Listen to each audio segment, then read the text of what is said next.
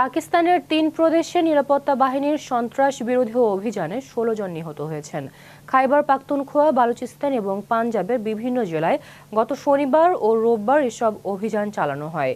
এ সময় ২ সেনা সদস্য সহ আইনশৃঙ্খলা রক্ষাকারী বাহিনীর ৪ সদস্য নিহত হন। পাকিস্তানি সংবাদ মাধ্যম ডন জানিয়েছে, বান্নু জেলার বাকাহেল এলাকায় একটি গোয়েন্দা ভিত্তিক অভিযানে ৫ সন্ত্রাসী নিহত এবং ৯ জন আহত হয়। এ সময় ২৯ বছর বয়সী সিপাহী ইফতেখার হোসেন প্রাণ হারান। খাইবার জেলার সগাই এলাকায় আরেকটি অভিযানে ৩ সন্ত্রাসী নিহত এবং ২ জন আটক হয়। আইএসপিআর এর এক বিবৃতিতে বলা হয়, অভিযানের নেতৃত্ব দেওয়ার সময় ২৫ বছর বয়সী ক্যাপ্টেন মোহাম্মদ জুয়াইবুদ্দিন নিহত হন। লাকি মারওয়াট জেলার দারাপেজু এলাকায় একদল সন্ত্রাসী মধ্যরাতে পুলিশ স্টেশনে হামলা চালায়। প্রায় ১ ঘণ্টার এই সংঘর্ষে কনস্টেবল কেরামতুল্লাহ নিহত হন। পুলিশ হামলাটি প্রতিহত করতে সক্ষম হয়।